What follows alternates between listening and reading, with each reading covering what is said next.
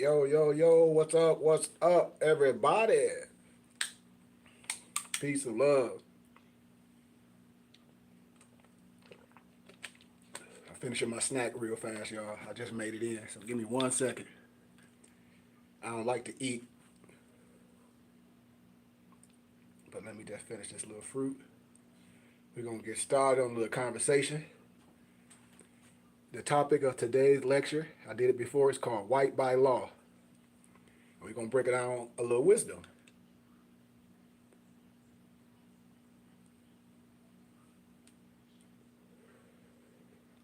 Hope everybody having a good Friday. Hope you was able to deposit something instead of withdrawing something. So right now you're gonna be able to deposit some wisdom to help you get some more of that deposit.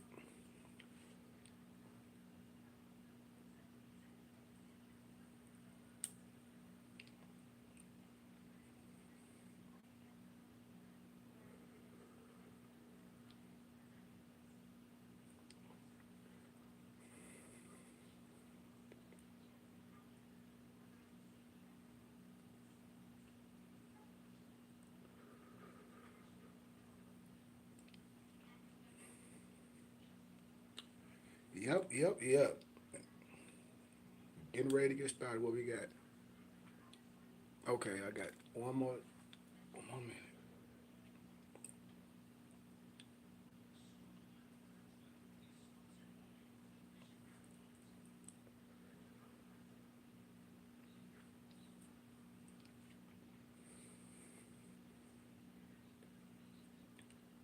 Yep. Remember, get the likes up, man. Get the algorithm going. If you like it, then more of these will be requested.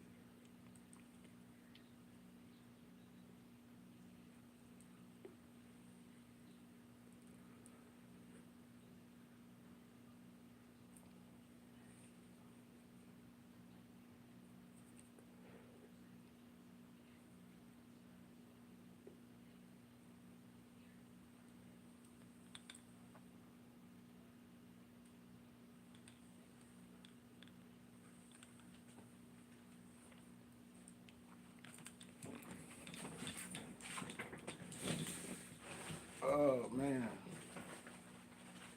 see if this cool down yet. And it haven't cooled down yet. Oh my goodness.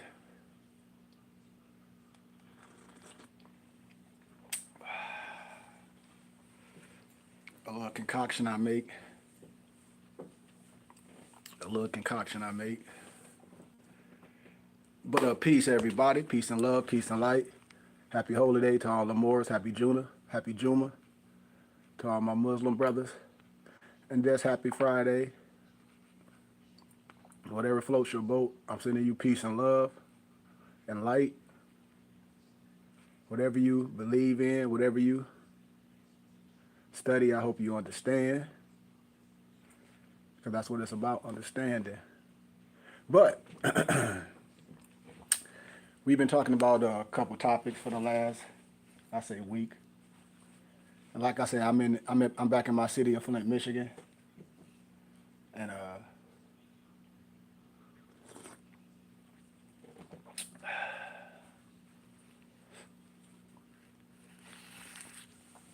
it's always good to be able to do work with different nationalities and different groups of people, you know. But people that say hi to me, like Wiseman, peace and love, Noble, peace and light, illumination to you. May the benefit of Allah manifest everything that you do. May everything benefit everything that you do. But with that being said, man, I would like to send a little light out to brothers and sisters, but the topic for myself, and with a lot of different misnomer ethnicities that actually know or will tell you their oral stories about proper names and names that we call ourselves. And then when we get to common, like common law and race and ethnicity and status. Those are things that can't be arbitrarily explained or say you, how can you say, you agree to disagree. I don't think that's valid in this context. But I always ask people, have you read things? And have you studied things? Or are you just basing what you're saying off quick snippets on TikTok? Because that's been, how can I say, spread a lot of misinformation, a lot of things, true from falsehood, strangely mixed. Because a lot of people never been to certain places, or just a lot of things that we get the bad rap of things. Because if we know, like people be saying on social media, you should just say where and who and what is the enemy, not this specific thing. That's just like saying all misnomer BLACK people are no good, or all WHITE people is no good, instead of saying, well, specifically, such and such is no good. And specifically, that more right there that's doing this is no good, or XYZ. So we deal with specifics. But we can't just put everything in a box, because that's a lack of understanding. And so when a lot of brothers and sisters be talking about reparations and all these things, and then in the same breath use words that's synonymous to slave, and then when I speak about things with other groups, they get it. And so I always told myself, I'm from Florida, but we moved to Flint when I was real young. We moved to the neighborhood I grew up in, West Patterson. I grew up in a community. Like I said, I had a mom and a dad. I don't understand why a lot of our people promulgate going to prison and being stupid. We all did some things that we're not proud of, but that's not a badge of honor. But for me, like I said, I grew up with my parents and in the hood. A lot of my homies, we grew up in the neighborhood. Some of us went pro. My homeboy, I grew up with my team, Cleves, Robert Smith. They went pro. Morris Peterson went pro.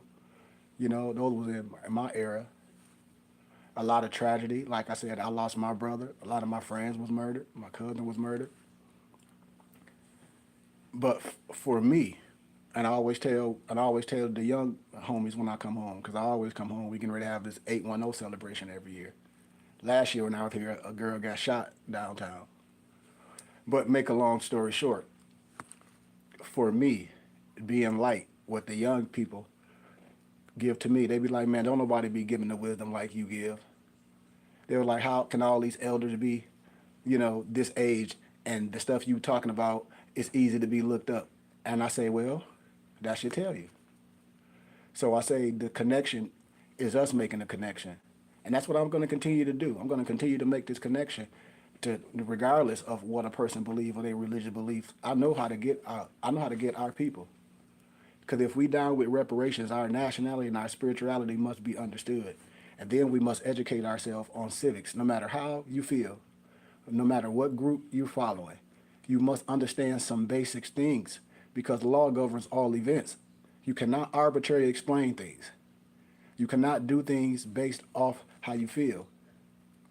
So when I talk about white by law, and when I spoke on last week the SF 181 forum, and I said, what would you feel out? Would you feel black or would you feel white? When I've done that, when I did a synopsis with a lot of people that say things, they still pick black. And I said, did you read that clearly? Because clearly, black, the demographic area that they're explaining is nowhere. And then when you read white, if you don't understand that, then you must say that. And so I tell us we should move just to move. We move with a purpose. We're not studying just to study. We study with a purpose. Watch.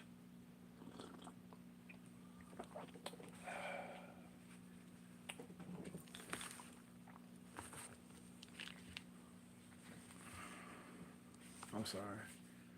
So a lot of times you will hear brothers and sisters would be, I think, confused. Well, I don't think, I know confused, because we're dealing with a lot of brothers that's really not, how can I say, really, really proficient in scholastics and context and etymology and using words in a proper context and a whole bunch of other things. But when you can remove your religious dogmatic perspective and you understand, and then when we're dealing with a certain group of people and unalienable rights, so when we talk about reparations, you cannot identify it as something that's synonymous to SLAVES, right? So when I talk about white by law, the legal construction of race, because I'm not going to stay too long in it. I might just hit some bullets, because a lot of times we just didn't understand. We just didn't see things a lot. Well, I don't know. I know more than a little. This definitely wasn't taught in schools. Now, from this context, Constitution with all the 20 right, and a lot of stuff wasn't taught. Declaration of Human Rights, religious rights of indigenous people, even just a lot of the science that it can be researched. House Joint Resolution 75, you know, all the mayors in 2012 signed a Declaration Proclamation. Please sign a Declaration Proclamation. So I think, well, I know a lot of times most of us should be doing things in the right manifestation, you know? But in the first words, when we talk about the subject of citizenship, Congress in 1790 restricted naturalization to white persons, right? And though the requirements for naturalization changed frequently thereafter, this racial prerequisite to citizenship endured for over a century and a half, remaining in force until 1952. Now you got to remember that the Dred Scott Law was never abolished. You got to remember, before Abraham Lincoln was a president, he was a lawyer. He defended Moore in court. Research the Spencer and Dungy case.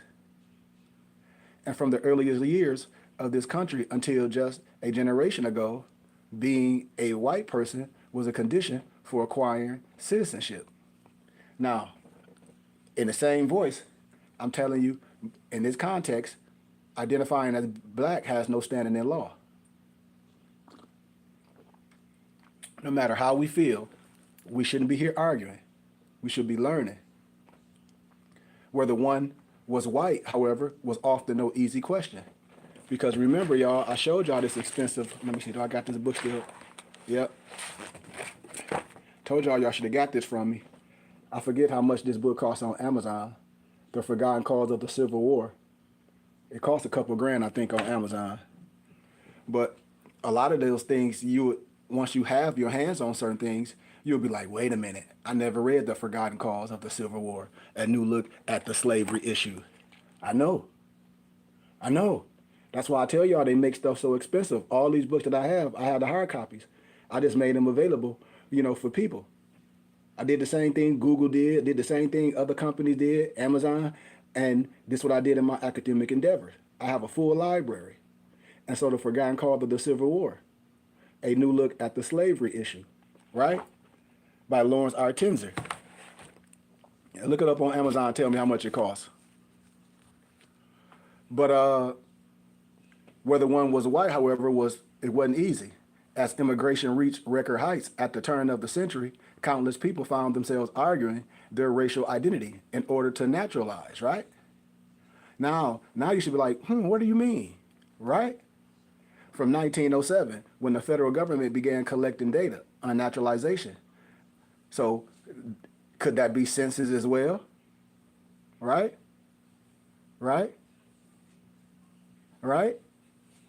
Couldn't that be there? Right?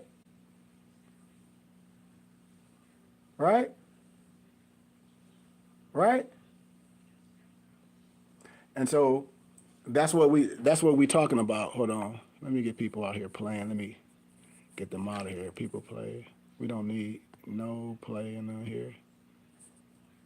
Nobody on here playing. That is ridiculous how people just get on here and play. What he say? He said that is a clown. What you say, bro? That's a clown. You got us. You following him? Okay.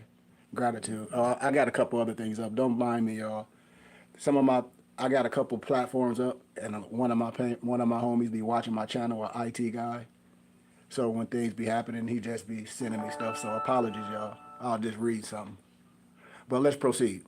From the earliest years of this country until just a generation ago, being a white person was a condition for acquiring citizenship, right? Citizenship. So how, right? And from 1907, remember when the federal government began collecting data on naturalization until 1920, over 1 million people gained citizenship under the what? Racially restrictive naturalization laws. Many more sought to naturalize and were rejected. Now who was rejected? Naturalization rarely involved formal court proceedings and therefore usually generated few, if any, written records beyond the simple decision. All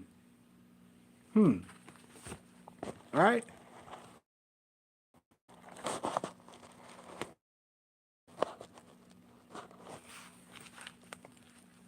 Isn't that something? But a number of cases constructing the so-called white person, that prerequisite, reached the highest state and federal judicial circles. So what are we talking about in this context when you think about it? And two were argued before the U.S. Supreme Court in early 1920s. This ain't no long time ago. These cases produce illuminating published decisions that document the efforts of would-be citizens from around the world to establish their whiteness at law. Citizens from around the world to establish their whiteness at law. At law. At law. What's your nationality? What's your race? What's your status? Applications from Hawaii, China, Japan, Burma, and the Philippines. Don't that sound familiar in your Moore's Quran? Chapter what, 25? And well as mixed races applicants failed in their arguments. Conversely, courts ruled that applicants from Mexico and Armenia were white.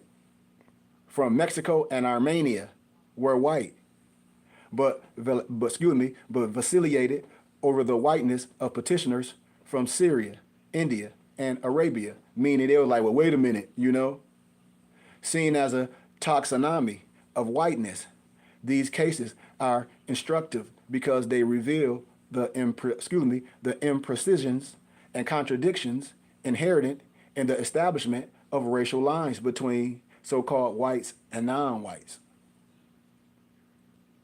Are you listening? So when people come with this reparation thing and they're not going to illuminate the whole conversation, I don't care how many attorneys you hire, you're going to lose. You're going to lose. Peace, Pass R. Peace, Royal. You're going to lose. With all due respect. It's on the level of taxonomical practice, if we know what that is. However, that these cases are most intriguing, right? The individual who petitioned for naturalization, you know what happened? It forced the courts into a case-by-case struggle to define who was a white person. What are you saying? Peace to you, Past. Peace and light and illumination to you and your family and everything you touch. May it magnify and illuminate. Happy Holy Day, happy Friday, happy Juma if you Muslim. But besides that, peace to you, fam. But more importantly, the courts were required in these prerequisites cases to articulate rationales for the divisions they were creating, meaning who was white and who wasn't. Based on what?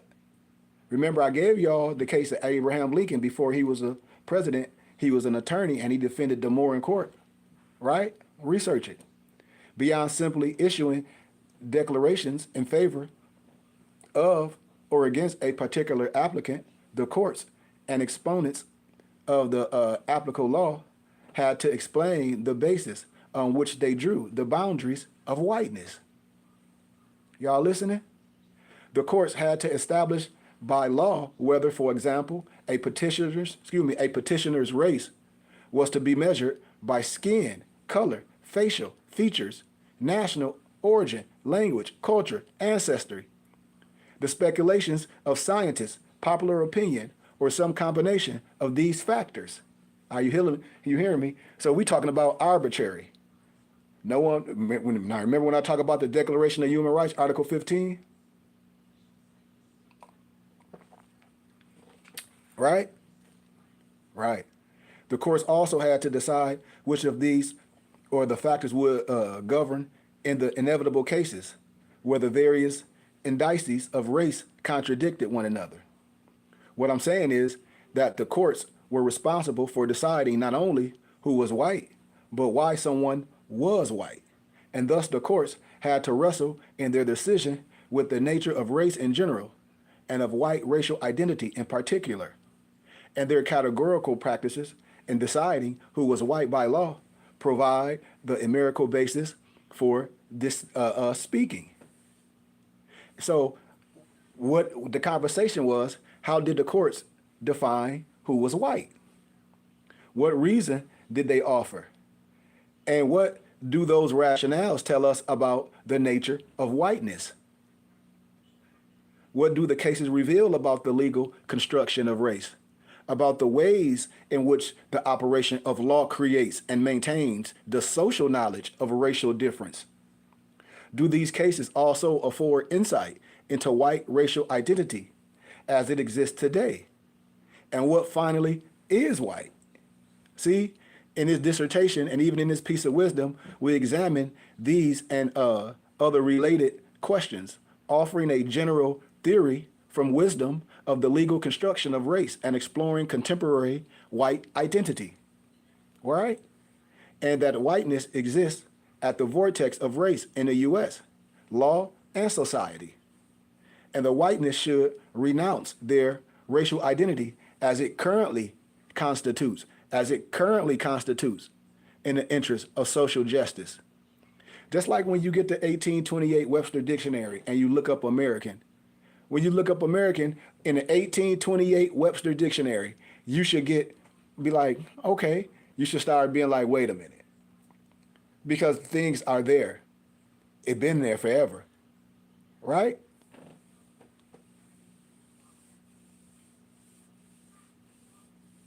So remember, y'all, right? I just told y'all, The Forgotten Cause of the Civil War, A New Look at the Slavery Issue by Lawrence R. Tinsler. This book costs a couple of, I don't know, maybe $1,000. I don't know how much it costs on Amazon. But you'll be able to find history all through different scholars and scholarship. And a lot of this stuff would be in Oxford, Harvard, Cambridge, in their libraries. You know, even at the Library of Congress, you know. But although now largely forgotten, remember that the prerequisite cases were at the center of racial debates in the United States for over 50 years following the Civil War, when immigration and nativism, you know, were both running high. Naturalization laws figured promptly in the fervor over the appropriate status of newcomers and were heatedly discussed, not only by the most respected public figures of that time, but also the swirl of popular politics, right? The debate about racial prerequisites to citizenship arose at the end of the Civil War, right? When Senator Charles Sumner sought to expunge the Dred Scott. Remember I told y'all the Dred Scott? You can look up on Jeopardy when they asked the law that misnomer BLACK would never have the rights that the WHITE man. And they're like, Dred Scott? Yeah. But the Dred Scott, the Supreme Court decision, which had held that misnomer blacks were not citizens by striking any reference to race from the naturalization statute. His effort failed because of racial animosity in much of Congress toward Asians and Native Americans. The persistence of anti-Asian agitation through the early 1900s kept the prerequisite laws at the forefront of the national and even international attention.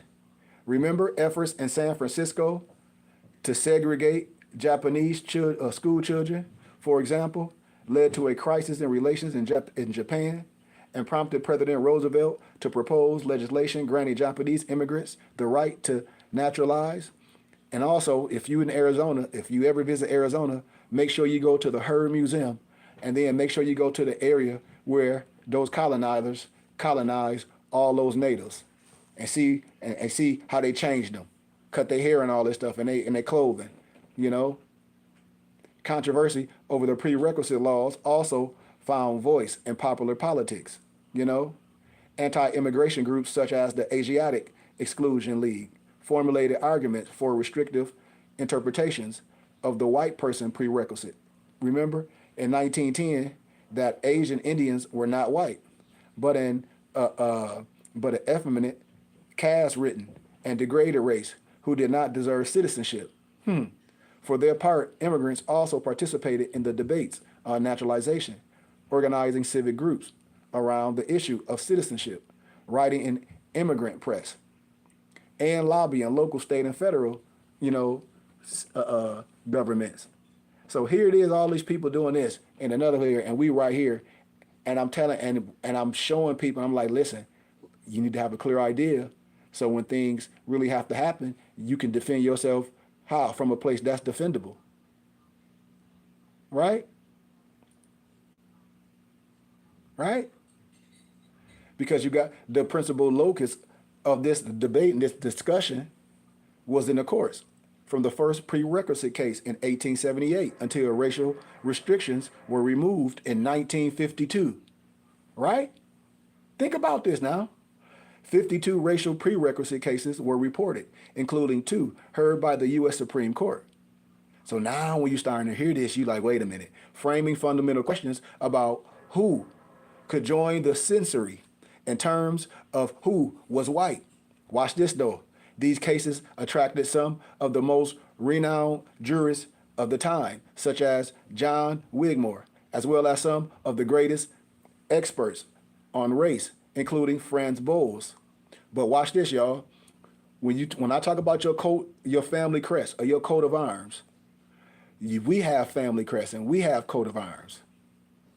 We have family crest and we have coat of arms. I'm telling you. And when you start seeing this stuff, and when you start opening your panel, you'll be like, wait a minute. You can't get mad at the other man. Because the other man gonna come, it's your own that's keeping you subjugated. I said, this is taught in their halls. This is not taught in our halls. How I know? Man, because I'm the teacher. With all due respect. This is, to us, we don't care. They use this to build. I'm trying to tell people, man. Framing fundamental questions about who could join a censory in terms of who was white, right? Right? Now, Wigmore, now famous for his legal treatise, published a law review article, remember, in 1894, asserting that Japanese immigrants were eligible for citizenship on the grounds that the Japanese people were anthropologically and culturally white. Now, how can you prove that? And I can prove where they come from Carmen Dayton. Boas today, commonly regarded as the founder of modern anthropology, just like Bloomback, when they talk about that Caucasus Mountain stuff, and I can show you all pseudo, but not, we'll have to dissect everything at another time. Participated in at least one of the prerequisite cases as an expert witness on behalf of the American applicant. You hear that?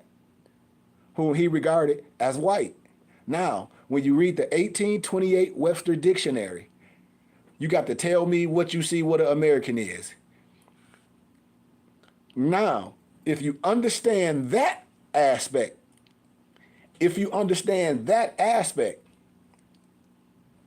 what an American is, because we're clearing up, that's just clearing up a piece of what we're talking about. The 1828 Webster Dictionary, read what an American is. You can look it up, right? You got your smartphone.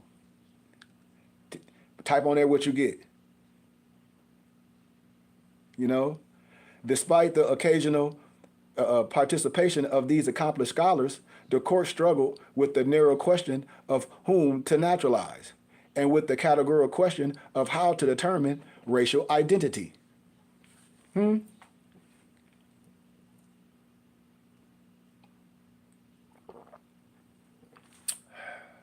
the courts offered many different rationales to justify the various racial divisions they advanced.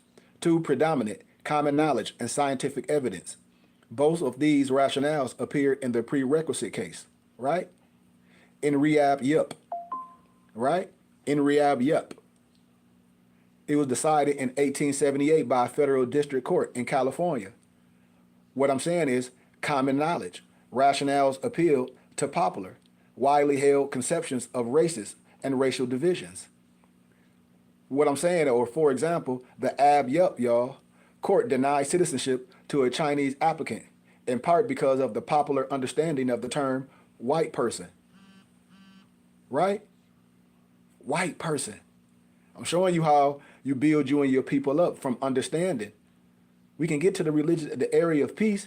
That's why we stuck. Well, ain't no disrespect. Once you understand, you at the level of peace. It's nothing outside yourself. You understand. And the words white person in this country at least have undoubtedly acquired a well-settled meaning in common popular speech. And they are constantly used in the sense so acquired in the literature of the country, as well as in common parlance. You right? Under a common knowledge approach. Courts should justify the assignment of petitioners to one race or another by reference to common belief about race. So remember I was talking about the SF 181 form a couple days ago, and I told you, brothers and sisters, to look at it? Because if you don't do what you know to do, what? Other people will do it. How? Just by off the color of your skin? And I clearly say the Declaration of Human Rights, Article 15, people still ain't, and I'm like, man, you don't know come on now, this stuff is not hard.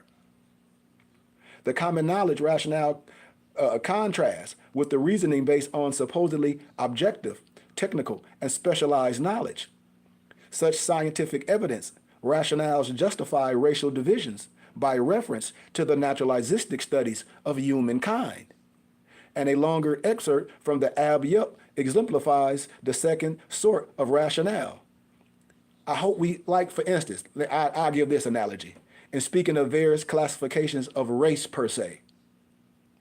Now, remember I told you look up what American is in the 1828 Webster Dictionary. Write that down. Write down the Declaration of Human Rights, Article 15. Write down House Joint Resolution 75 and the religious rights of indigenous people. Write down the SF 181 form. But also, as we proceed, Webster's in his dictionary says, and I quote, the common classification is that of Bloomback, who makes 5. And remember I told you Bloomback, that's pseudo. That's what that caucus stuff. Bloomback, academically we already know better than that, from no disrespect. The Caucasian or the white race, to which belongs to the greater part of the European nation and those of Western Asia. The Mongolian or the yellow race, occupying a Tartary, China, Japan. 3, the Ethiopian or Negro, black race, occupying all of Africa except the north. The American or the red race, containing the Indians. Okay, now I said now I said the red race. 1828 Webster Dictionary, tell me what you get, American. The American or the red race, containing the Indians of North, South America. 5, the Mali or the brown race, occupying the islands of India, archipelago. I might have pronunciated that wrong, but you know, in that area. And this division was adopted from Buffon, with some changes in names, and is found under combined characteristics of complexion, hair, and skull. That's where Bloomback got that caucus from. It's pseudo. No one includes white or Caucasian with the Mongolian or the yellow race. Are y'all hearing this prerequisite case that I'm giving y'all? You know, I'm giving you this. This is the precedented case. These rationales, one applying to common knowledge and the other to scientific evidence, were two core approaches used by courts to explain their determinations of whether individuals belong to the so-called white race. Y'all follow me, right? So this as Yep, demonstrates that the courts deciding racial prerequisites cases initially rely on both rationales to justify their decisions. What rationales, right? Then in 1909, a schism appeared among the courts over whether common knowledge or scientific evidence was the appropriate standard. I hope we're seeing these things, brothers and sisters, as we go in our lives and proceed, because the world is changing. And thereafter, the lower courts divided almost evenly on the proper test for so-called whiteness. 6 courts relied on common knowledge, while 7 others based their racial determinations on scientific evidence. Right? What scientific evidence? Think about it now. No court used both rationales. Why? Over the course of 2 cases, heard in 1922 and 1923. Remember that the Supreme Court broke the impasse in favor of common knowledge. Now, what's common knowledge? What? When you look at a person's skin, well, the Spencer and Abraham Lincoln already defended more in court, right? So you will lose on that. That's a precedented case. You will lose on that.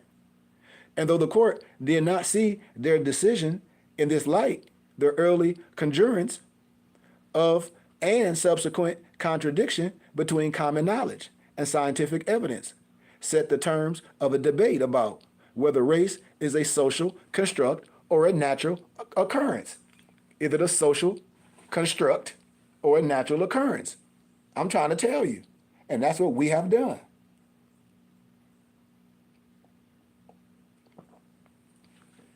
It already tell you what an American is. The copper color races. Found here by the Europeans. No disrespect. But now, that mean what? Oh, it's some shiggity going on. It's some switching. It ain't no disrespect.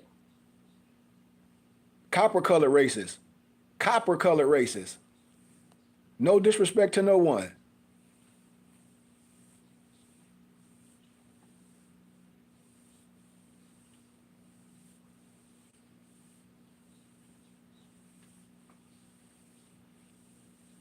It's no disrespect. In these terms, the Supreme Court's elevation of common knowledge as the legal meter of race convincingly demonstrate that racial how they categorize people, it finds its origin in social practices. The early prerequisite courts assumed that common knowledge and scientific evidence both measured the same thing. But as I proceed, no one can look at you and say, you're this. And remember, we talked about the Spencer and Dungy case. Remember, Abraham Lincoln defended DeMoore in court. Abraham Lincoln defended DeMoore in court. And then remember, I tell you what, the 1828 Webster Dictionary tells you what an American is. The 1828 Webster Dictionary, look up what an American is. We are here having a beautiful discussion. Things that can be what? Research. This is elementary wisdom. This is the schoolmaster.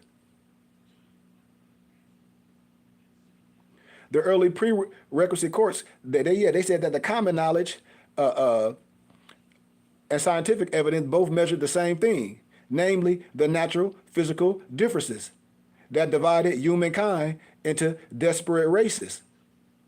And courts assumed that the typological differences between the 2 rationales, if any, resulted from differences in how accurately popular opinion and science measured race per se, and rather than from substantive disagreement about the nature of race itself per se, and a position seen tenable so long as science and popular belief jib in the construction of racial categories, right?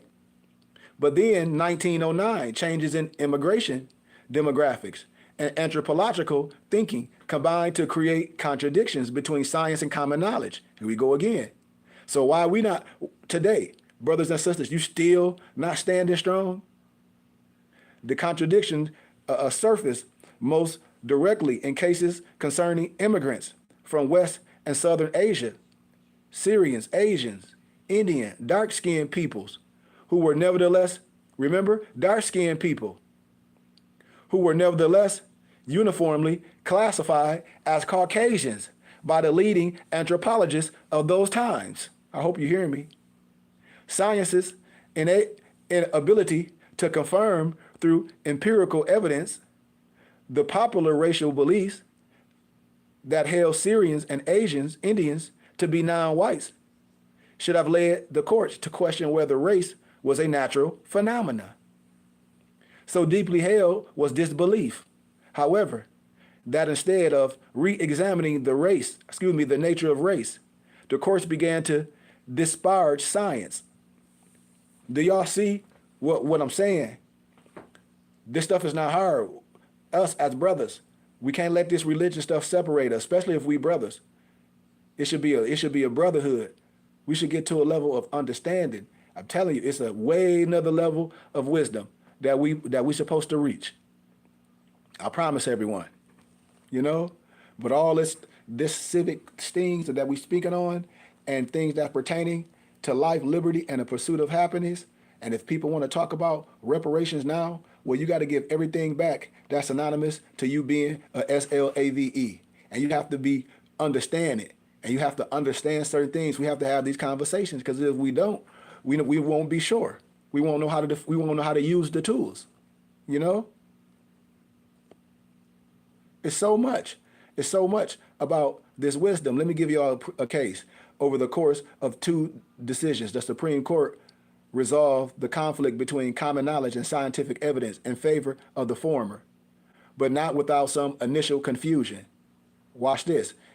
In Osawa versus the United States, the court relied on both rationales to exclude a Japanese petitioner, holding that he was not of the type popular known as the Caucasian race, thereby invoking both common knowledge. But remember, what do the Declaration of Human Rights say? Popularly known, and science, the Caucasian race. Here, as in the earliest prerequisite cases, science and popular knowledge worked hand in hand to exclude the applicant from citizenship. And within a few months of this decision in Osawa, however, the court heard a case brought by an Asian Indian, Vigat Singh Ting, who relied on the court's earlier linkage of Caucasian with white to argue for his own naturalization.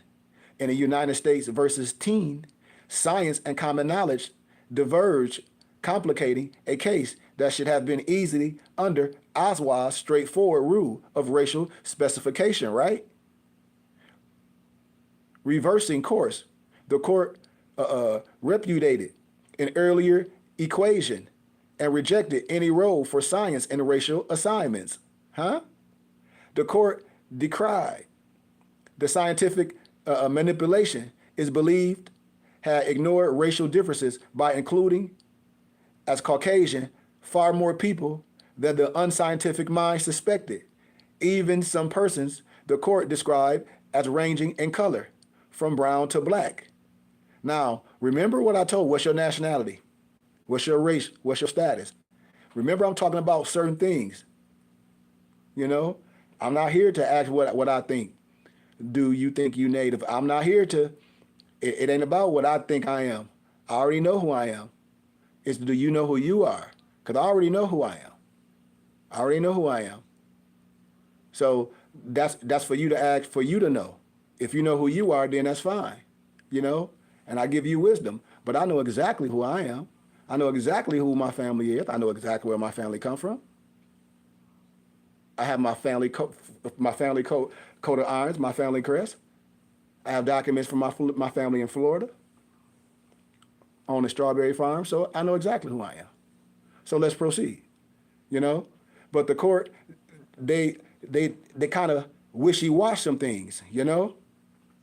And they said, well, they were describing in different ranges from brown to black. But remember, we talked about when Abraham Lincoln defended the Moore in court, right? Right? We venture to think the court said that the average well-informed white American would learn with some degree of astonishment that the race to which he belongs is made up of such, how can I say, so many different elements or heterogeneous elements. How can we'll say that? The court held instead that the words free white persons Uh-oh, now we get into these free white persons are words of common speech to be interpreted in accordance with the understanding of the common man. In the court's opinion, science had failed as the difference of human, as the, how can I say, mediator of human difference. And common knowledge was made into the touchstone of racial division. You see this? And in elevating common knowledge, the court no doubt remained convinced that racial divisions follow from real, natural, physical differences. The court upheld common knowledge in the belief that people are, accomplished, amateur naturalists, capable of accurately discerning differences in the physical world. Wow. And this explains the court's frustration with science, which to the court's mind was curiously and suspiciously unable to identify and quantify the racial differences so readily apparent in the petitioners who came before them. And this frustration is understandable, given early anthropology's promise to establish a definite catalog of racial differences, and from these differences to give scientific justification to a racial hierarchy that put this type of white on top when we say it in this specific context. So I hope we just got a little understanding of that. Okay, we got a little bit more time just to talk about that because I'm going to give a little bit of the legal construction of race. But you got to know that neither common knowledge nor the science of the day measured human variation, and both merely reported social beliefs about race still today. Still today, right? And the court's ultimate reliance on common knowledge says otherwise. It demonstrates that racial taxonomies devolve upon social democrations. You know, where they at. That common knowledge emerged as the only workable race test, shows that race is something which must be measured in terms of what people believe. That is a socially mediated idea. The social construction of the white race is manifest in the courts, in the repudiation of science and its installation of common knowledge as the appropriate racial meter of whiteness. Now, as we just talk a tittle of the legal construction of race, because that just set the precedent. The prerequisite cases compellingly demonstrate that races are socially constructed. More importantly, they evidence that centrally of law in the construction, because law is one of the most powerful mechanisms by which any society creates, defines, and regulates itself. You know? Right? I wish people do. And it's certainly in the construction of society, especially pronounced highly, is legalized. So I hope people understand that. Right? I hope people understand that. That's what I always tell people. I say, man, take these keys, take what you can get, and go from it. That's what I always tell people as we build, as we go. We are here to build. Like I asked a brother, I said, man, why are you always asking people about someone else? You should be getting this for you. You shouldn't be focused on, and I'm not saying no one on here, I build with people every single day. He was like, well, what about these people? What about this? Well, how you this? I said, well, what about you, brother? And what about the people around you? You know? And sometimes our energy is focused on something else. And I say, well, what point are you trying to prove? You should be trying to show who you are and be a better man or woman or whatever that you do. And for those ones that believe in reparations and this and that and the other, we should understand some things so we won't be pushing the wrong thing out here. So we won't be standing behind something that's already is at a default. Is already you're going to lose from a lack of knowledge. You know? And so we don't have these conversations. Why? Because clearly What my homeboy, he said, all this stuff you talking about, somebody asked you that? Yeah. Because I said, clearly, sometimes we don't be listening. With all due respect. So, then that's all I be asking people. I say, well, I think sometimes we don't listen. And I'm not saying no one on here, but more times than a few, a lot of people don't listen. And that's all I'm telling people. I always ask people, have you been to a lecture? Well, yes, or maybe no. I said, well, if you've been to a lecture, I'm giving information. Please keep it in context. That's all. But how someone is or what another person believes, if that individual, and I'm just using this for context as well, if that individual is bringing you a form of wisdom, it shouldn't matter what they are. Just like say if your kid was taking a class, say they're taking microeconomics, and they coming home like, Mom, I'm learning about microeconomics, and she say, well, who's teaching it? And she might just say a Caucasian man.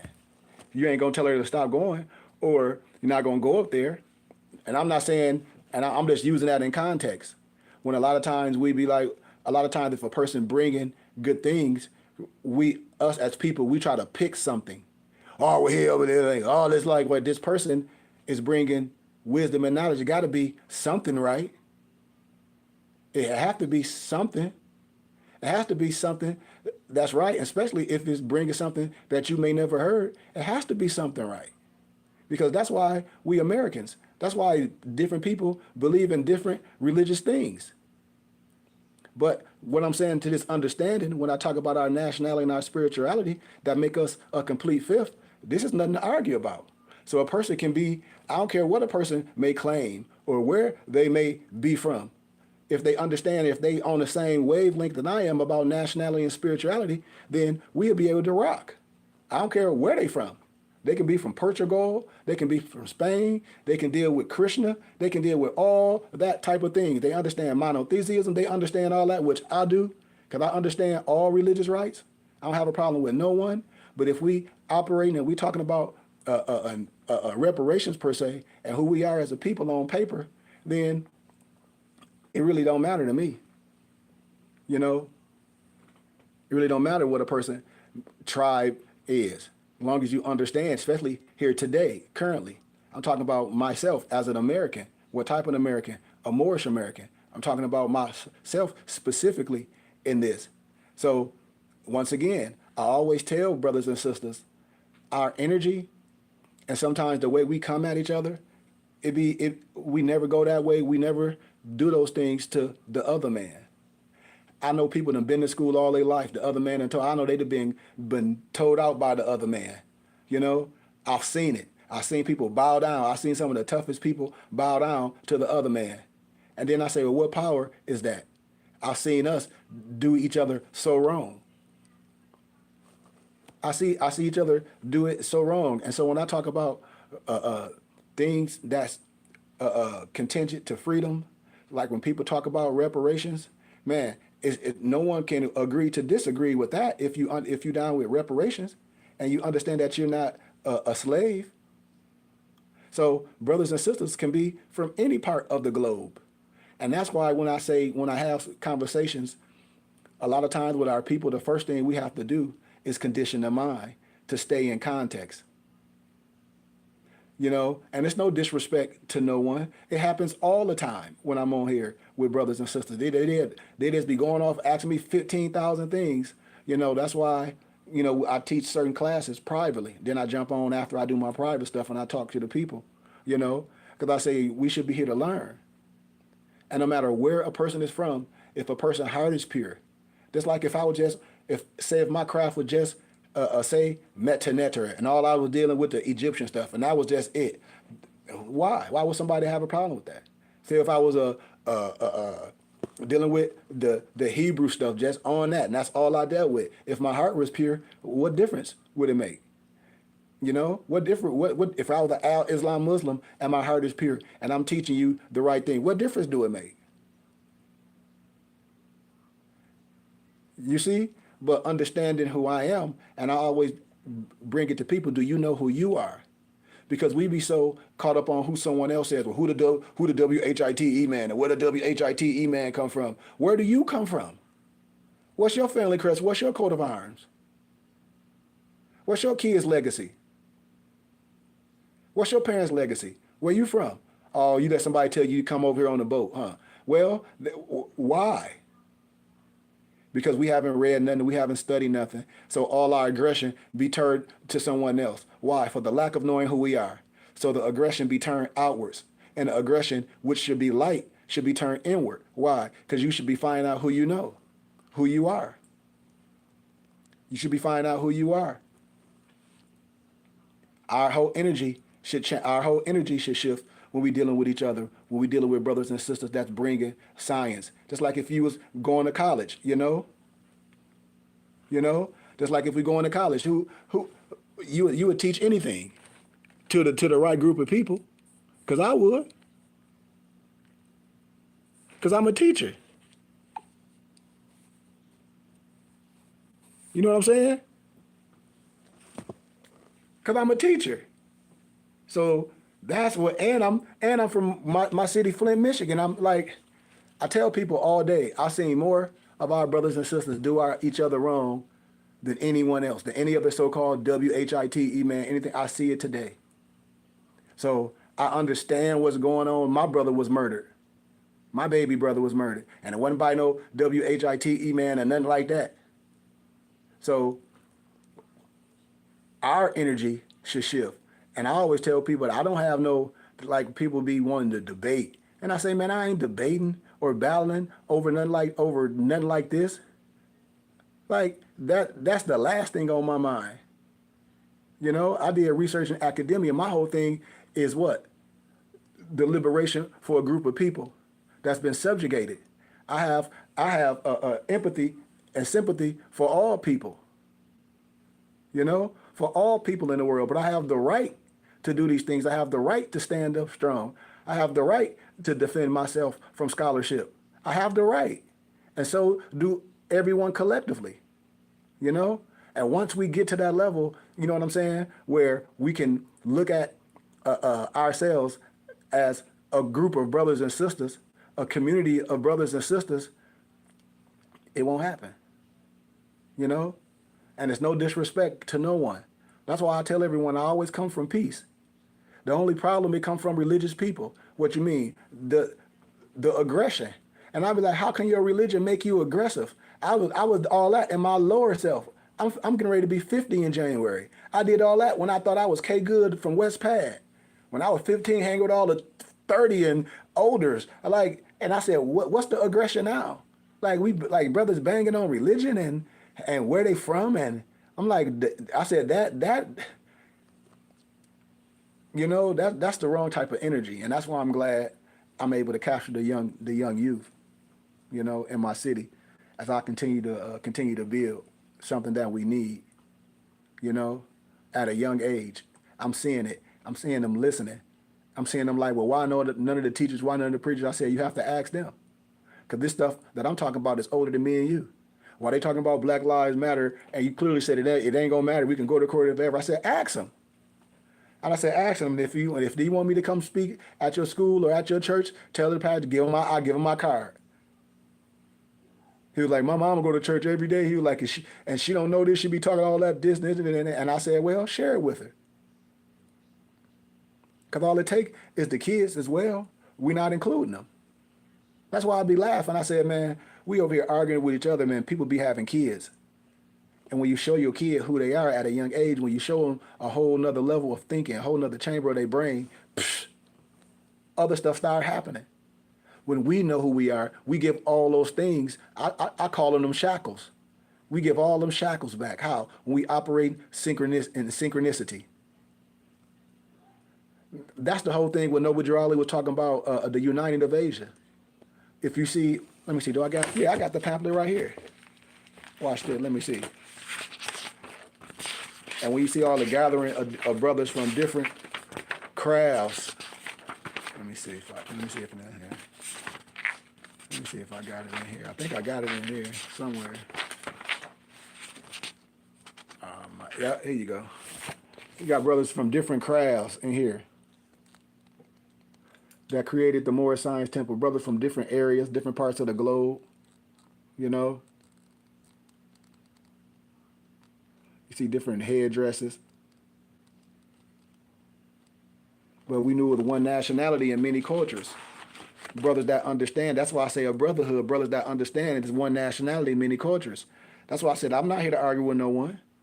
I rock with certain people that understand. I'm not here to argue with no one that don't understand. I have no energy for that. It's way more issue that I'm rocking with to be worried about that, than what people say on social media. We really, really building. We really, really healing. As I'm here helping my mom through her recovery, but we really, really doing some major things. But we keeping it focused. We keeping it focused on what? The whole mission at hand. That we're not Negro, black, or colors or no slaves. We're not nothing synonymous to slaves. I'm giving us things that we can look up. And to when it's time to do things the right way, when it's time to stand up, you're not signing as no slave. That's the shift gonna come because you understand. You're able to make a voice. The kids able to make a voice. How? On understanding. We don't have to be a activist. Now we doing things lawfully. The activist aspect, that's fine. Because according we dealing things that's in the course, that's precedent.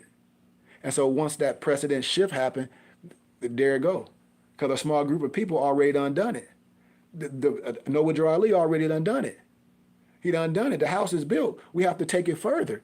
That's why I keep telling people, not trying to change it with that sovereign citizen, all that old foulness. No, we have to do things the right way. That's already precedented. There's nothing else to do. It's nothing else to do. It's nothing else to do but do everything that's precedent. That's why I tell brothers and sisters, man, I don't have time with your religion, man. I'm past that. When I get ready to go to Sacramento, I'm going to be hollering at my mufti that stay in Sacramento, Lamarck. But I know some Twahedo, Ethiopian brother, a couple of them out there. And I might go live with them. But brothers, we understand this. Like brothers we should understand exactly who we are. And we should be okay with having this conversation, especially us that say that they NBCs. If anybody on here say that they Negro, black, and color or African American and really care about what's going on, you would not use that anymore. You wouldn't teach that. You wouldn't sign nothing like that. You wouldn't sign your job for a job. You wouldn't sign your insurance. You wouldn't. You will understand. But when you don't understand, it's certain things that happen. And it's all programmed. And that's why I tell people, I said, man, yeah, religion is cool. I've been through all religions. I'm always transparent. I've been through all religions. I understand all religions. That's why the level that I'm at this moment. That's why I teach everyone what? To understand that God and man is one. The lower house, we can deal with all the outward stuff. We can deal with all the outward stuff. We can deal with all that, which is great, which you give respect. But then we get into a higher level. What? We get into that we get into that God and man is one. We get into that nothing outside of yourself. We get in that man is made in the image of the creator. We get into that God body. Everything else is choices. It's just what it is. And so if you have a choice, which we haven't been able to sit down from what the young homies telling me, they're like, Sheik, the churches don't do it. So if the schools don't do it, if it's happening nowhere else, I see how we digressed, because I see how the brothers and far as the Moors and the 5%ers and all those different groups that was going on back then that I showed y'all that the European Mason was talking about. I played the film yesterday.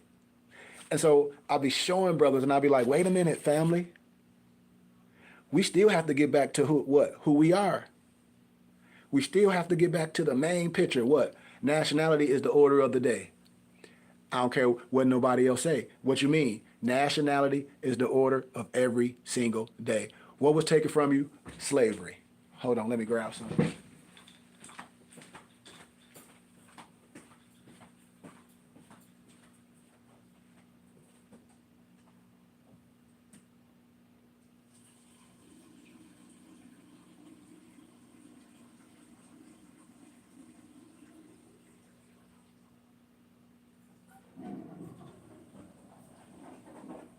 Yeah.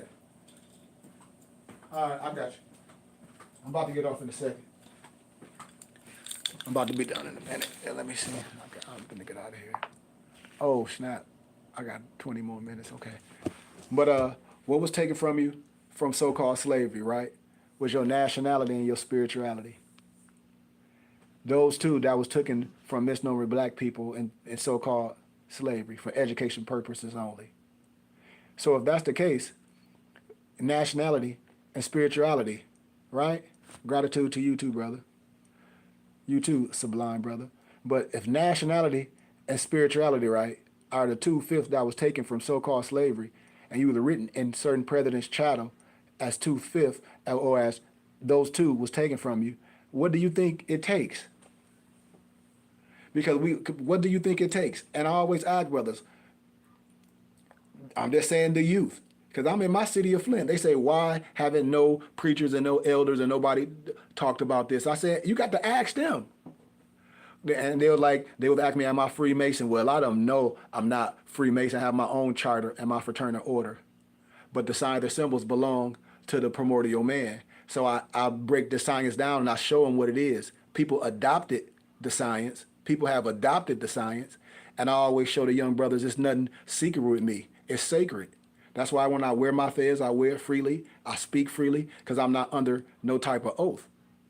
You see, like I said, I am the shrine with all due respect. Just like I didn't have to go to no disrespect again, no European and beg them for my charter. I have enough wisdom to know how to get my own charter and know how to do my own fraternal order. You know, so I'm not under, I don't have no potentate over the burning bush. And I'm 99 degrees. And I'm part of the Philosophical Research Society. So all I'm gonna do is bring light. I love everyone, but it's no cap on where we going. It's no cap on where I can take you neither. That's why I say we established our temple and school where you don't have to go nowhere outside yourself. And we close to getting our brick and mortar in my city. So the whole thing is what I ask my brothers again. It don't matter about your religion. I understand your religion. But now if you melanated and you're talking about reparations, you got to tell me, how can you be down with reparations and still use words that identify to slave and then think that's going to be defended? And they were like, I don't know, bro. And I said, they were like, well, what about Black Lives Matter? These are the questions that have been asked. I said, how? I said, tell me how. And we looking up basic elementary things. And I said, according to science and law in this context, black is civil ter mortis. Black had no standing in law. They like, huh? They looking things up in proper context because you can look up something and get lost. I show people how to look up peer-reviewed scholarly research and precedent in law cases, doc number, Free Information Act. They like, huh? They like, wait a minute. I said, yeah. I say black was never used to describe ethnicity in the 1st century. So they're like, well, why are they calling us black? The black this, the black this. I said, ask them. I said, ask your mothers. Ask them. I said, if your mother go to church and all this, ask them. See what the preacher say. Ask your student. Ask your teacher. If you go to school too, ask your teacher. See what your teacher say. Some teachers, if they don't have nothing to hide, they're gonna ask you who you've been speaking to, and you can tell them. And then if they don't tell you, I'll give you more, and then they really have to start telling you. They really have to start telling you. So I always ask people, I say, we cannot use those names. And our nationality and our spirituality, it means something. What? Your nationality, your spirituality, we can't use names that was given to us by colonizers. Especially when I talk to people, grandparents, like misnomer Mexican grandparents, they be like, well, yeah, that's true. These names came from not us. These not the names we gave ourselves. I'm like, I know. Why you think a lot of the attire and stuff look alike? I told y'all what religion done. I tell people this all day. What religion has separated itself. People will hurt each other over religion. You see it on social media all day. You see old men that don't have 75 cents to rub together on the corner all day with no disrespect, dressed up like Barney. I'm talking about, man. And then I say, if it's that many people, then it should be where the land, where the homes. Like, man, like I get marching, but man, I ain't marching. I said, I'm building.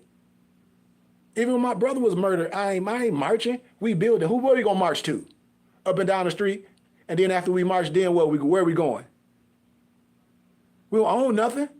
That's what I be telling people. I said, dude, we ain't own nothing. We talk about, man, we be talking about some of the most outlandish stuff on these podcasts and all that stuff. I said, man, we wasting our energy while others building, while others sitting having brainstorming meetings, put that money together.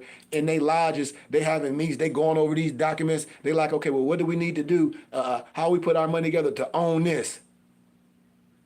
For they can control the education aspect and the spiritual aspect and use their dollars to donate to their religious and scientific organization. And they like, that's what they be doing. And that's what I tell brothers. I said, dude, we wasting our time. Like we brothers arguing over religion on social media. And I said, dude, it's one nationality, many cultures. Let's talk about who we are. Let's have this real conversation. Your nationality and your spirituality. Because it's one nationality, many cultures. This is supposed to be the uniting. Like, brothers be reading the same religious books, the Bible and the Quran, and you still think it's something different because you've been taught wrong. I be like, we done lost our mind. And I said, man, I started telling you the Nabatan Library, and I started breaking down linguistics, and I started breaking down literature and how these things was written. No one would be able to say nothing but be like, man, that's right. I'm like, I know.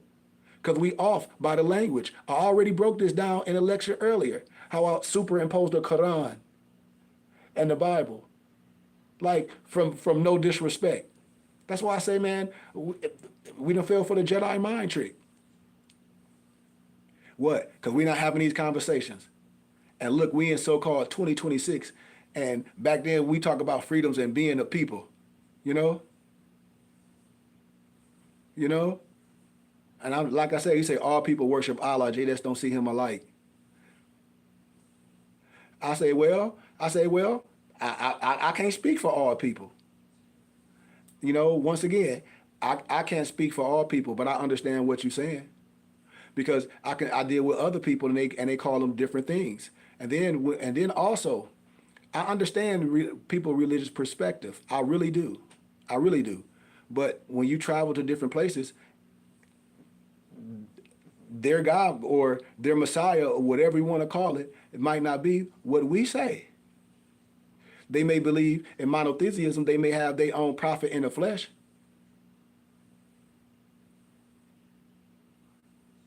And so, oh yeah, you referenced our Circle 7. Cool. And everybody, and I'm glad you said that. And everybody don't believe in our Circle 7 Quran until, like I showed the video yesterday of the European Mason, breaking things down. He was giving truth and falsehood strangely mixed. That's why I always tell my young brothers, I say, you know the Moorish Quran is gathered and compiled from different sources. What do you mean, Sheikh? The Moorish Quran is gathered, compiled from different sources. So if we know what those are, we should have studied them and read them. You know? No, not law. Well, yeah, but unto thee I grant, the Brahmin text, the Vedas, Akashic records, now Aquarian Gospels, that come from, he was the transcriber. That come from some other science that we'll be able to talk about at a later date. But, and then when I always ask people that've read the Moorish Quran, and that's a good question as we go here. That's why I say religion can't always be the key factor, you know? And so when people say Allah, which is I get, but do the Moorish Quran speaks about Allah like that? Do the Moorish Quran speaks about Jesus per se in the context, and what are we talking about? Because I know law governs all events. I really do. But the name of God in Aramaic is Allah, because the Moorish Quran is not from the Quran of Mecca. I mean, you know, it's little resemblance. It's little resemblance. But through that Moorish Quran, they talk about Jesus, and I know that what was God name in Aramaic. I know what was God name in Aramaic. In Aramaic is a language. So God's name in Aramaic was spelled what? E-L-A-H. Right? So I get that. I get all those. I really do. And then just like how things are spelt today, and just different pronunciations and transliterations, we have to know where certain things come from so we won't get a misunderstanding, especially the Morris Quran and the similarity and the not even similarity, because Noble Drew Ali, it tell you that it's gathered, compiled, and divinely prepared. So if the Morris Quran is gathered, compiled, and divinely prepared, where was it gathered, compiled, and divinely prepared? If I say I prepared this and I say, oh, this chicken and it came from here and this fish came from here and blah, blah, blah, XYZ, so you will know where actually it came from. So it can be prepared again, per se. I'm just saying per se. So as a teacher, just like if I was teaching anything else and you were referencing something and say, well, this is the original, and you would be using the Book of Mormon, and I'll say, well, the Book of Mormon come from the view of the Hebrews, you know?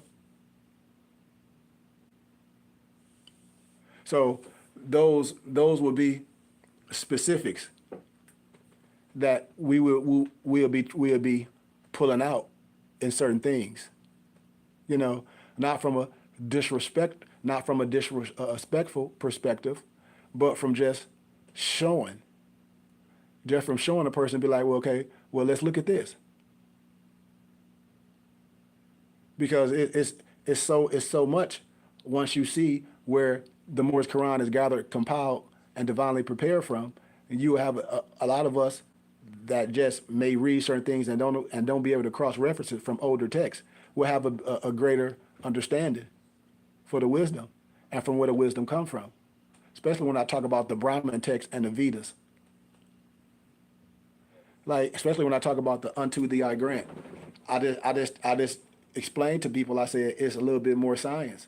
Because if the Morris Quran is gathered, compiled, and divinely prepared, a map and a guide like myself and others that know would be able to say, well, okay, well, here go here, here go here, here go here, here go the literature. We highlight all this, and this is where this is gathered and compiled from. You see what I'm saying? With all respect, wouldn't be from nothing disrespectable or nothing. It'll be from light. That's just what people do in their fields, and that's what I do in my field. I'm able to gather, compile, and prepare what was gathered, compiled, and prepared, and divinely prepared. So when people read the Morris Quran and they be gun ho on Allah, I say, well, Allah meaning what? Are you a practicing Muslim? Because then we have to start talking about Moorish things and not Orthodox. Because I don't have a problem with a religious Muslim doing 5 salats, but if anything, we're gonna do the Al Salat, and that's a time for your rest. And certain times you stand, and a lot of times when we talk about certain specific things, it's standing up. And when I show these things, which I've done a plethora of times already, I always tell a person I'm not Orthodox. So when a person is doing Orthodox things, you have to say, well, you might be a Moor, but you just probably an Orthodox Muslim. And there's no disrespect. That's why I be telling people, it's like, man, ain't nobody finna throw nothing on me, even with my Nation of Islam Muslims, even with my so-called Hebrew Israelite brothers. I'm like, man, even with my Moorish brothers, I'm like, man, ain't nobody, man, listen, I don't have time for no games. And so I'm never going to get into no arguing or no debate with no one or no religion, but I'm always going to talk about certain things that's written, and then we cross-reference them with the proper language,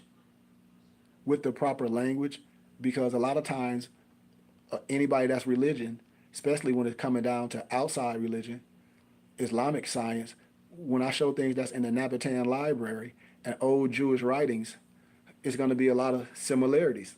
And once again, it's no disrespect. It's just like in a so-called Christian book, you know, where you can look at things and I can show in history, just like people talk about Flavius Josephus, and I'll tell them about the Pisos family, and I show how that people written themselves in these certain books, So that's some things that we done again, I know a lot of people, and I know a lot of people take things out of context for just a lack of knowledge. I told y'all we always deal with the bad, And as I get ready to close, that's what they always did with misnomer melanated. Anything that was melanated or XYZ, they tried to make it was reverse. The Tasmanian devil, all those things, to try to make it reverse, to try to make those things that was indigenous to certain areas bad. But I tell, we ain't afraid of no ghosts. They did the same thing when a lot of them be under an oath, and they took the signs and symbols and took them in like gangs, and they did with certain things, but in real crafts, those crafts belong to the ones under that specific craft, because that's what happens with people. I say we are going to get the lower signs because that's what they're under. Light always prevail. That's the duality of everything, but people miss it because there's no light in them, and so they don't see light. You know, and that's what I always say. I say people be worried about other things instead of light. I always say that. I say people be worried about all other things instead of light. Always, always, always. And if anybody hear me speak, if anybody see anything, when they hear me speaking, they should know what I represent. I say it every time. I say we have to get familiar with signs and symbols because other people adopted them. So when people be talking about when like this person, you are light, when they say, am I a Mason? They see my compass and square. They see my compass and square, right?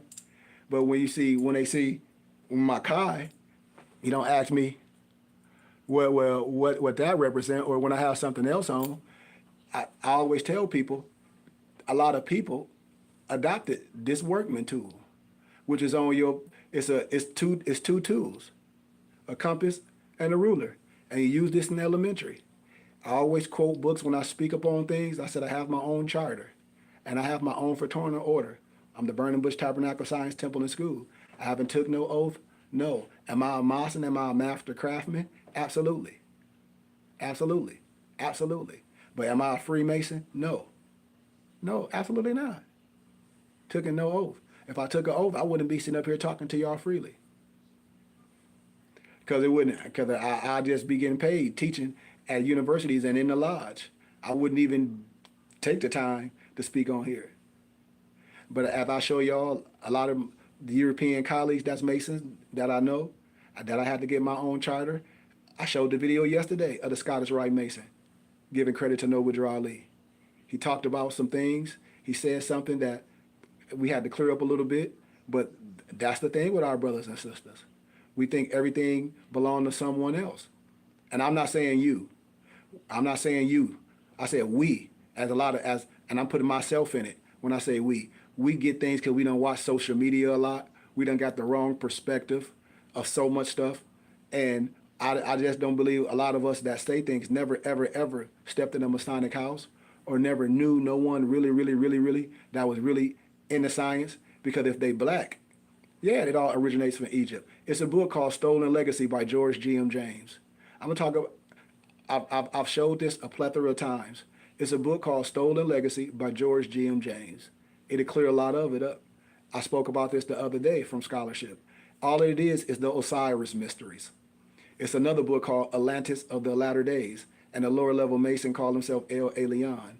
I'm just summarizing the whole book up from you. It's nothing but the Osiris Mysteries, point blank. So, and then and all that, a lot of stuff is just, how can I say, folly, because it's allegory stuff in the Bible, like Jabal, Jablum, and Jablim, you know, and a lot of stuff is in the biblical scripture, you know, and Haram of Tyre. And so you will start seeing things and be like, well, wait a minute. So I always tell brother,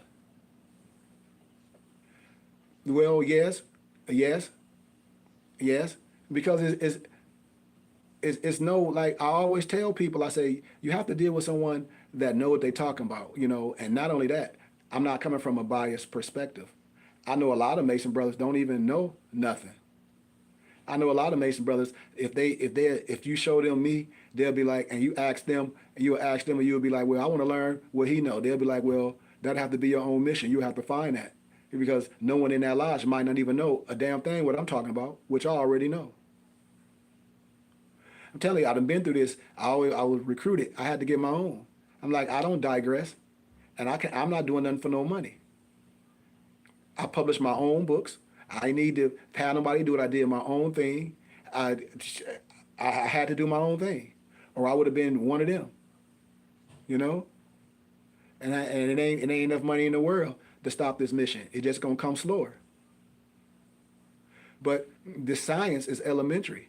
We got caught up with Instagram and people with the skull and bones and what LeBron James, the Baphomet, and then I say, well, remember, all scary figures are nothing but pious hieroglyphs. The Baphomet is just written Kabbalistically. It's really Temp, Hope, Abs, Abba. It's really Temp, Hope, Abs, Abba. So all these things, when people be like, well, what did you just say? I said, if I show you this, you would be like, it's just science. It's just science. So we talk about Gnostics and an etymology of that things, you know. Yeah, they might say it. Yeah, of course they do. That's anything. With just like when you deal with hieroglyphics, just like when you see the head of an animal in the body, they know what it is, but to keep anyone from it, they study it. That's why Eliseus Levi came up with transcendental magic. Like that was the originator. I told you a lot of that, nothing but transcribers. Nothing but transcribers. And it's no disrespect to no one. It's no disrespect, and then it can be distorted. How? Easily. If we not the keepers of it, if we don't be the vanguards of our story, then it can be distorted. It can be distorted. I show everyone, they be like, well, what do you mean? I said, man, Aleister Crowley, everything Aleister Crowley talk about is reverse science. He dressed just like you. The same way when you see on Thomas Jefferson Quran, when you see him dressed like the Moor. Just like when I show you Pascal Beverly Randolph, when they say he might be a little melanated, science. You have to pick it up in their autobiographies. They talk about it. Helen Blavatsky, that everybody be giving credit to talk about. Oh, Helen Blavatsky. She had taken her autobiographies. It was all from our prophet. Y'all got to know how old Noble Drew Ali was, and how people give credit to him. I showed all the misnomer Europeans that gave credit to Noble Drew Ali. They want us to be afraid of things while they use it. Everything been distorted. Everything. The only thing that the misnomer, no disrespect, that the Albion, the Tralodike, the Anglo-Saxon have done is what? Rewritten the history books. No disrespect to no one. You're right. Fear is a low form of consciousness. When you think you a slave, when you think you an NBC, when you think everything about you is evil, when somebody tell you your turban and your face, everything, take that off, and they'll rock it and wearing their uniforms to confuse you. When so-called Hitler would wear the fez in his regiment, and they study Islam. Leopold wear the fez in his regiment. Mussolini, them too. You know, things was adopted. You know, things was adopted from culture. Like things was adopted. They could take something and make it bad. And then when you see that, it'll be identification of something scary, which is off. Man, I'm telling you, everything from the skirt, everything is symbolized. Even when you see on the Mason Toppy, when you see the scimitar with the Asiatic woman, it's a lot of those things that's ancient on there. And I tell people that the European is not the joke of masonry. The European call himself, herself a son of a Muslim. We call ourselves widow sons. And then I always ask my brothers, what's a widow son? Then they're gonna get the stutter, and I said, that's the problem I have. We must come with wisdom all the time. That's why our brothers want to learn. Come here. That's why I said we ain't responsible for what we did before we didn't know. But when we know, then that's the problem. And I have a plethora of wisdom. I build your whole library. You know, I have a group of brothers all over. You know, with all due respect, as I continue to build, like I said, what's coming next is our temple and our school and our community center in Flint, Michigan. How? Just off donations. And everybody get a taxes and receipt. And so we don't give our money to Uncle Sam, we get a taxes and receipt. And we building, and we gonna own our temple and school. And then start buying houses in our community. Very simple. So it's based off who we are. It's based off a brotherhood and a fraternal order. I'm telling you, it's based off understanding. Your nationality and your spirituality. These are specifics. And I tell people what? Your religious laws trump everything. Once you know this and you know your nationality, it's over. You can build. You're under a different tax code. But when you're a brotherhood, you know, When you a brotherhood, it's over. And somebody said no with those voodoo dolls. That's why I tell people. People just hey look, did I just tell y'all everything about us? Somebody again when they in their lower self they think it's something scary, but they have a picture of white Jesus in their house, or they have a picture of black Jesus in their house, or they have a picture of something else. That's what I tell us: the lack of knowledge, the lack of wisdom, and we don't understand nothing about our African spirits. When the European Jews get the chicken and toilet around, they don't know that come from Africa. That's the problem with us. We don't. That's the problem. You said, "Peace, King, you traveling." Absolutely, I know, and that'd be the problem with a lot of us. I told you, all animal figures are nothing but pious hieroglyphs. We get caught up in that. We do that, and then voodoo. If you really into voodoo and tarot, it's nothing scary. But once again, that's what we do. No so-called voodoo or vadu is scary for you. Nothing that's from your ancestors should be scary. It's scary for the others. It might be scary for you. But it ain't scary for me. It ain't scary to none of my other brothers and sisters. And that's the thing, what we do. And I tell people, you need to just go in and bow out and remove yourself, because I wouldn't be here. As soon as I see something in my brain that I think is a scary or spooky, I'm getting out of there. I wouldn't even be watching those scary movies. I wouldn't even be listening to no rap music. Why? Because it's scary and spooky. I don't even be watching no movies. Why? Because it's scary and spooky. And that's what I tell people. Keep your spooky and scary self off of social media, because ain't nobody else scared, with all due respect. I always try to enlighten my people. I say, this is the problem. Why? Because fear is a lower level. It's females everywhere. Once again, that's only been here in America. And certain people, it's women in everything. Why are there only males in their cults? Are there females too? Yes, females. Yes, females. You know? Yeah, it's females. I wouldn't tell my son to be one, because I'm 99 degrees, so it wouldn't be no reason for my son to be a Freemason. What I tell someone else, not everyone has the choice to make the decision that they want to make, or the choice that they make. If they come around and ask for light, I would say do what the Spirit leads you to do. But I would never discourage no one, because you can get wisdom as you're on your journey. You can get wisdom as you're on your journey. So I would never tell a person what not to do. But for my son, no, my son wouldn't have to have that. My son would be homeschooled as well as he doing his studies in academia. So my son would be homeschooled. You know, not just at home, but, he wouldn't have to join nothing that's beneath the science that his father originated, and have a child that's going to be able to teach a higher level of wisdom, and he'll be able to take it farther, and he'll be able to take it farther, Hey, that person said you bring confusion. The nephew, I said, nephew, why are you here? Nephew, you shouldn't be here. He said, what do you say? Block whoever that. He said, you finna get their IP address. No, you don't have to show that. Don't do that. Don't do that, bro. They okay. Let them say whatever they want to. Don't do that. You can block them. Yeah, you can.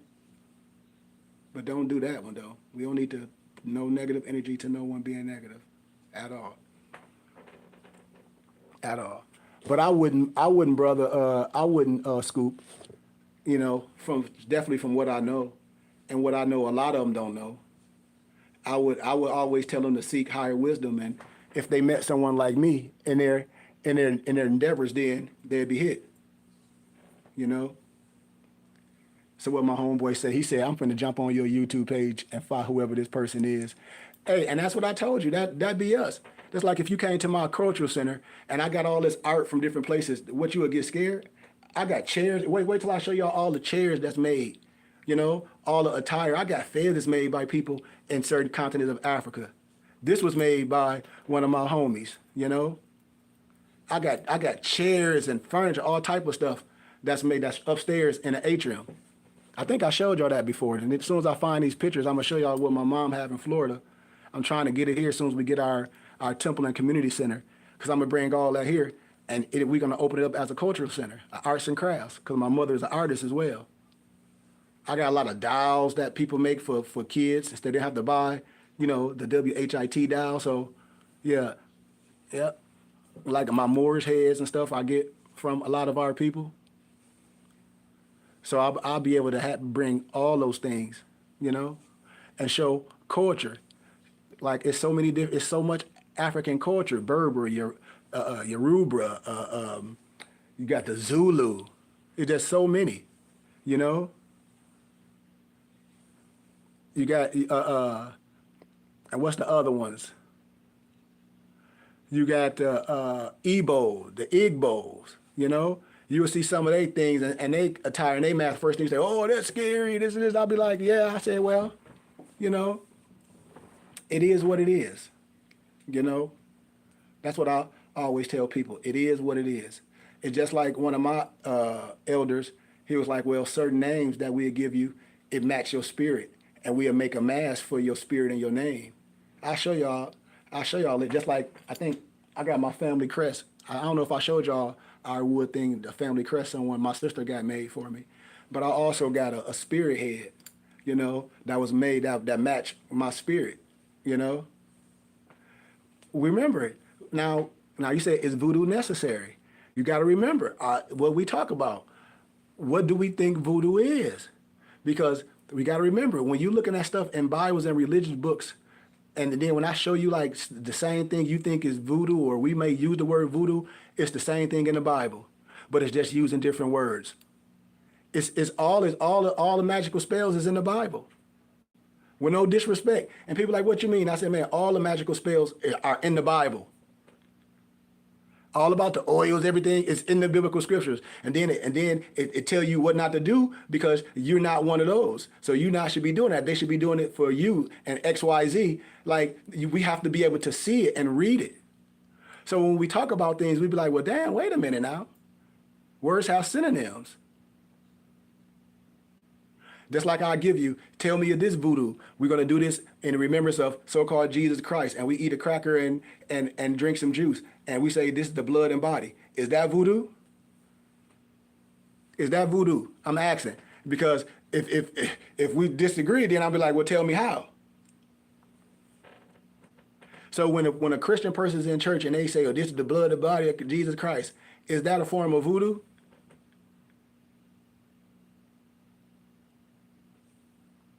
Because I don't know what people really think what voodoo is. Oh, thank you. Thank you. When they have pictures of, oh, did this Caesar Borgia or the European they call Jesus, is that voodoo? I'm just asking people. Because if we agreeing on some things, then I can say, you see how messed up the I get? And then for me, I'm always going to be dangerous. And see, this is the thing that we don't know when we talk about our ancestors. They want us to strip down and obey what? The master. No, and that's the thing. That's the thing with us. I say, look, before we had all these things, what did we have? But that's where we get with it. With what? Obey your master, this, and everything about us is spooky. How you raised. And that's the problem. I say, I know my family crest. I know my coat of arms. I know my family history. I know my family history with the science. I know my family history as being medicine man.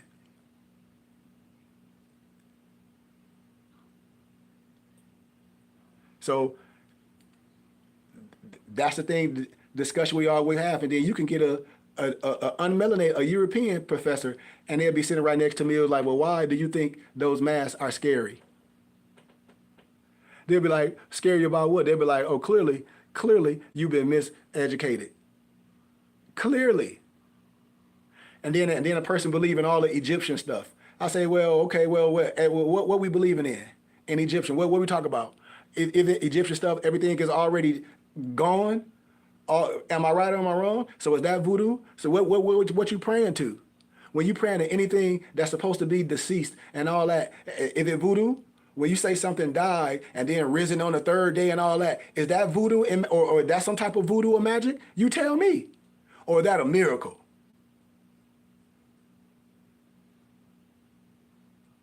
This what I always tell people when I be like, I say, see, we done got messed up what? Lower consciousness. And that's what religion do to a lot of people. How? Get them doing that.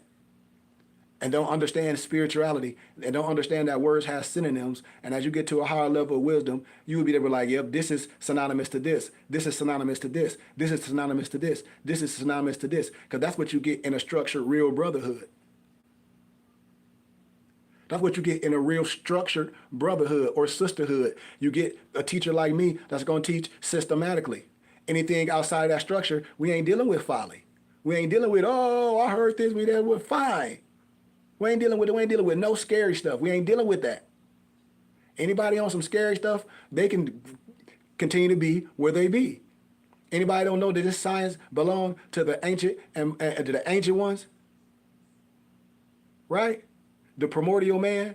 If any of us don't know elementary science, that's just, you use this in elementary to make a circle and a square. They both have 360 degrees, just different parameter if you know how to use your tools. All Masonic symbols are nothing but elementary mathematical equations. But I told y'all we done got caught to where miseducation is spread so widespread and not even knowing our culture, because I can talk about 12 African cultures just off the dome that will never be spread, and all the other professors and anybody else, they'll be like, yep, and they'll run to the continent. Most people that's teaching it is Europeans. When you go to their houses, they got the same thing in their house as mine, because they travel. They'll be laughed. That's why I said we'll be laughed at, not we. A lot of people on here will be laughed at. They'll be like clearly you don't understand what those maskers are. Clearly. And when we disrespect our culture and say something that's scary, once again, it's just a lack of knowledge. It's just a lack of knowledge, you know?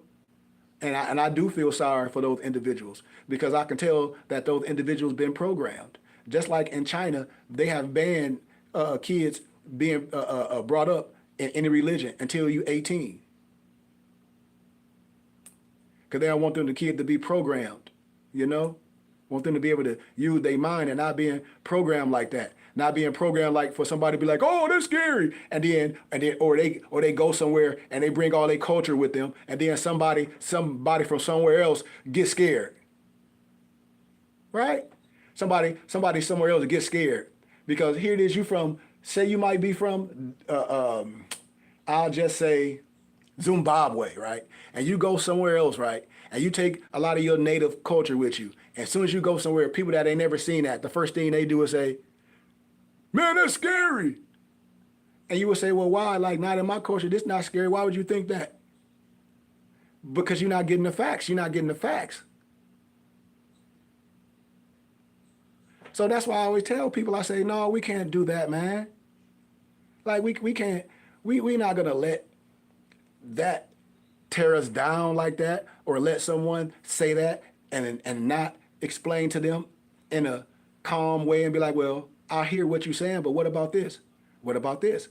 What about that? And then why the aggression? I always ask people, why the aggression? I remember it's a song, Nas said, people hate what they don't understand. You know? I think that's what he said. I think he said people hate what they don't understand. And all you have to do is say you don't understand. That's just like me saying all misnomer black people is this, or all misnomer this is this. And I don't even know what it's about. What you said, their ego gets in the way a lot. Yes, the religion. I told y'all, every religious person, I had no problem with no brothers that's under science, nobody that don't believe in science. It's all religious people. And it's all melanated religious people. It's all religious people, everyone. And I just laugh, you know, because I know it comes with social media. I know that. And that's the thing when I'm talking about nationality and spirituality and culture, we have no culture. Why? Because we done got this believe in your God, believe in your master. So we done got this book that we already had this wisdom. So we done got this book, and everything about us is scary. And I already talked about it. I already showed people this, and I already know what a lot of people gonna say. Why? Because I've done this before. I done lectured in college. I done been to prisons. I done shown people this. I keep telling people, I'm getting ready to be 50. You know? I'm getting ready to be 50. I done been a lot of places. I done seen a lot of things. So when we haven't seen things And when people will take our science and pick it up, when people will wear our fez and put it on, and they'll say, well, yes, they're a son of a Muslim, and they won't say they know widow son. When they'll pick it up and wear, when you go to their houses and their libraries, everything that your brother have, they'll have in their house, and then we'll go to their houses and be like this. Man, I went over to the European Mason house, dude, man. He got everything in there. And then the European Mason be like, you know, Shikari good been bad? Yeah. You're like, well, I got, well, you're that, well, yeah. Be like, well, why are you talking about me? That's what we do.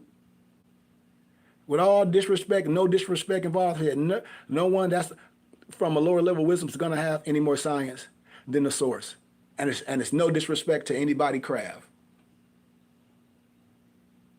What I've seen and what I've witnessed, you know, as I've been on this journey, you know, is a lot of our people been subjugated to fear. Yep, astrology. Well, now watch this. Astrology, now, you hear a lot of people, I'm glad you said that, because it's another word I'm about to give you, so when you look it up, Maserat. So when people try to tell you astrology, they try to tell you that to stay away from this and that and the other, but in this religious context, the Creator created the heavens and the earth. In your biblical scripture, you got to understand what Maserat is. What Maserat is. Because in the biblical scriptures, all the astrological signs, they're in there. It's in the biblical text, if we have an eye to see. So when a person be saying, oh, we don't do this, yeah, you don't, because you're not one of those. So for you to pray to the God. Just like in Islamic studies, I showed the alph, all that stuff, and I break the astrology down and what it means, the higher level. And it's no disrespect. We just haven't been shown it. And some of us don't know it. So we stay on that base level. I call it the exoteric, you know. A lot of people stay on that exoteric base level, but not able to take it to the heavens, because what's above is below, and vice versa. So they're not able to take it and understand the Maserats and break it down in man, or even the Sephirots. You know? So it's going to be difficult for those that don't have a base of understanding.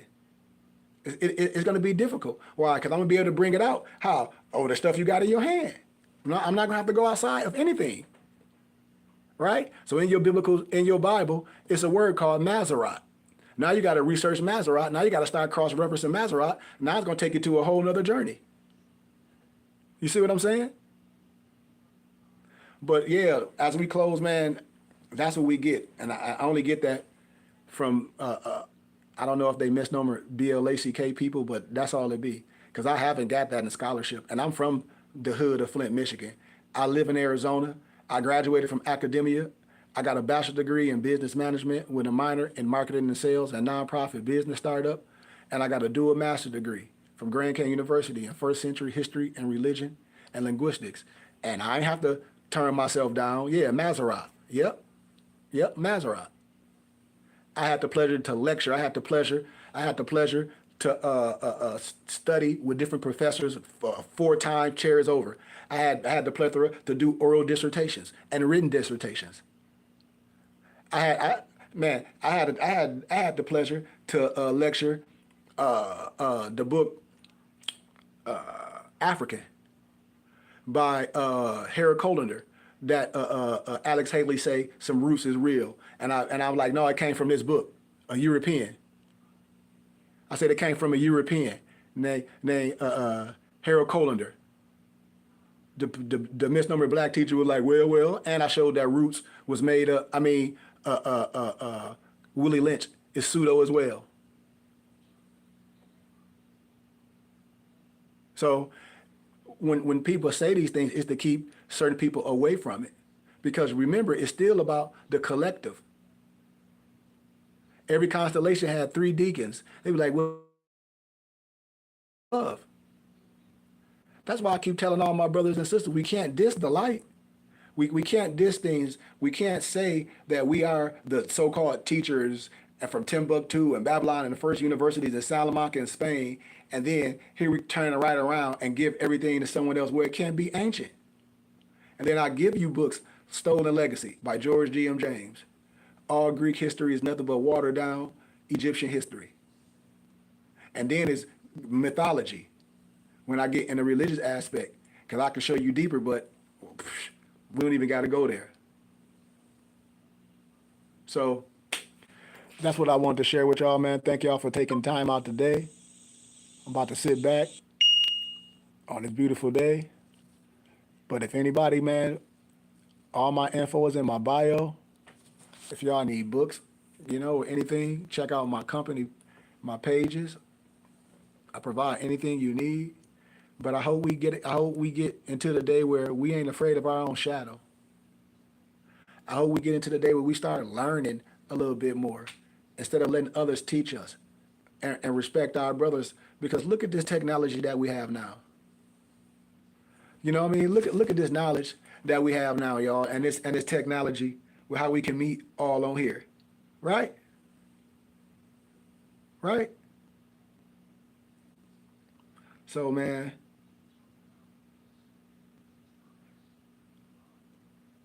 what do you say? Oh, yeah, I'll send it to you. I'll send it to you.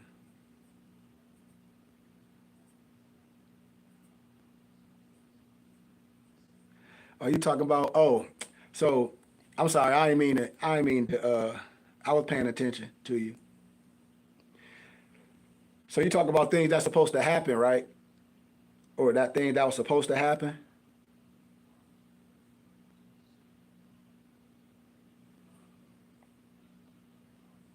What do you say? Okay, I got you, bro.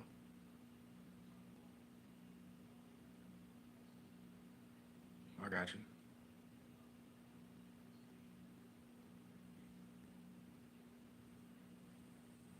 What's today's date? Let's see what today's date is. Ah, so you maybe what's tomorrow? Tomorrow, August 8th, right? Leo during Leo season, July 28th to the 12th of August.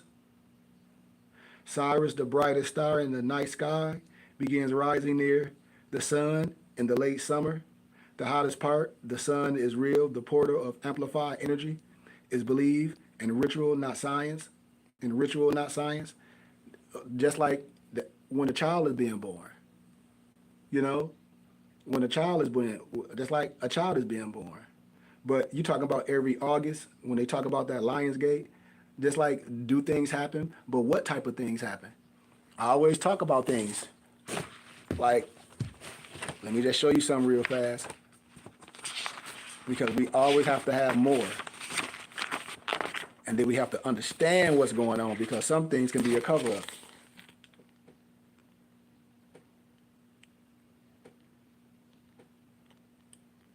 So when we talk about things and then we bring things together, and I show more and more and more, and so I think what you're talking about is that the fresh start in Western astronomy, and that's what we probably talking about. You know, that's what brothers probably talking about. You know, Western, Western.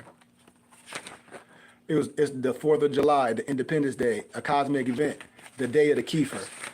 Like when I explain a lot of things and I show how the Kiefer, the hieroglyphic symbol of the dung holding the solar disk, and the beetle was the sign of Cancer before the crab. The astronomical and astrological sign of Cancer is from approximately June 21st to July 21st. And so when I break these down, I show you that the solar disk held by the dung beetle is not representing the sun, but the star Sirius. So that's just enlightenment as I go back to this Western astrology tracking the sun through the 12 zodiac signs from Aries to Pisces. I think that's what you're talking about, right? But this is Western astrology. Remember, it's just like Western astrology a lot of times like a rabbit foot, with no disrespect, you know. But it's something specific that happens all those times. It ain't always gonna be this like no luck, but it is something that happens every time on that year. It's got to do with the sun. But the Lions Gate portal refers to the days on either the side of that date, roughly through July 28th to August 12th, when the power of Cyrus is believed to be activated by the sun. Once again, we're going back to the sun, right? And this is a tradition. The ancient Egyptians, the Cyrus was the goddess, soaked it, right? And its first reappearance is in the dawn sky each year, signal the annual rising and flooding of the Nile that their survival depended on. So during those times, based off this and that, certain things that happen. That's what it says. It's there. I told you a lot of stuff it's changed from Greek to mythology and to Romans, and they call Cyrus the dog star. Once again, a lot of this stuff we be getting the name is Greek stuff, you know. Let me get JC out of here. JC need to leave because we ain't gonna. No, we'll leave JC here because we almost done. He said this all sounds like a whole bunch of BS. Well, JC, I think you should just leave, my brother. With all due respect, brother JC, I think you should just remove yourself, brother JC, because it's not a whole bunch of BS to no one else. Now it might be a whole bunch of BS to you, brother JC, and it shows your aptitude that you're still here. You should just leave because disrespecting adults is really meaningless. You know? So that's meaningless. So with that being said, he said, real, yes, it's because you are reviewing it with your own mind and revealing your own mind. Yeah. And so with what I tell people, I'm never here to tell them what to do, whatever light that you have, long as it's doing some good for you, you use those tools in the toolbox. But nothing is always guaranteed when you're dealing with yourself or you're dealing with what's happening on this earth. Because you can pray to all that stuff, you can believe in all that, and things still won't happen you should think your life go when you have expectations. You can have all your shrines, all your rituals, and do everything that you may think is right. That you may think. I always tell people that you may think is right, and it still might not be it. Depending on what you think success is. Depending on what you think success is.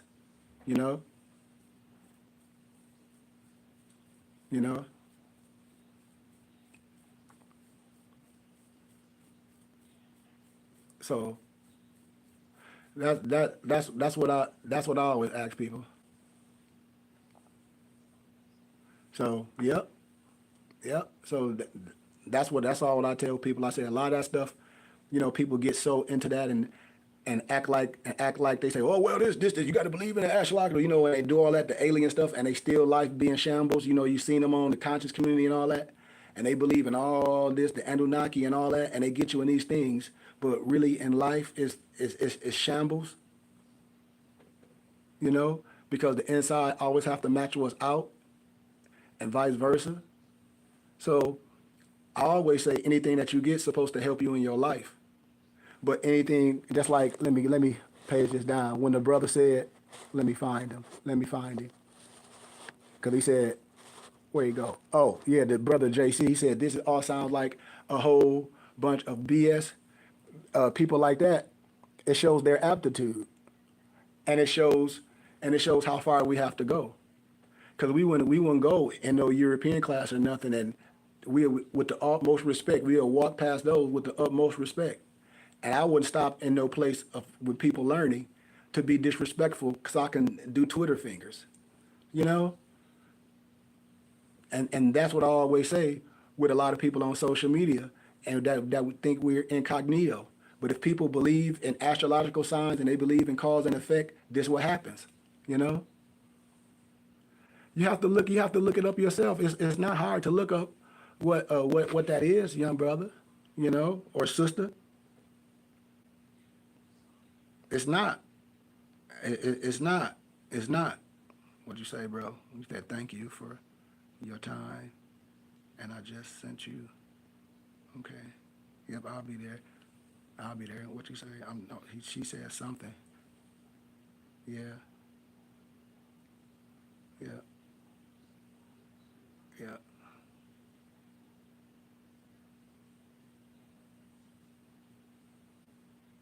Yeah.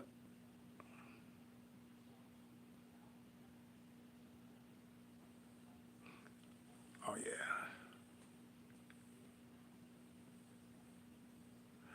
But yeah, family. If anything else, y'all, I hope y'all have a good time. I hope y'all learn something. Like I said, happy Friday, happy Holy Day, happy Jummah to my Muslim brothers.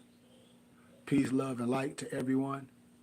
But when you think about that type of bracelet that you're asking for is like for energy and stuff like that. If that's what you're asking about, you can get those anywhere.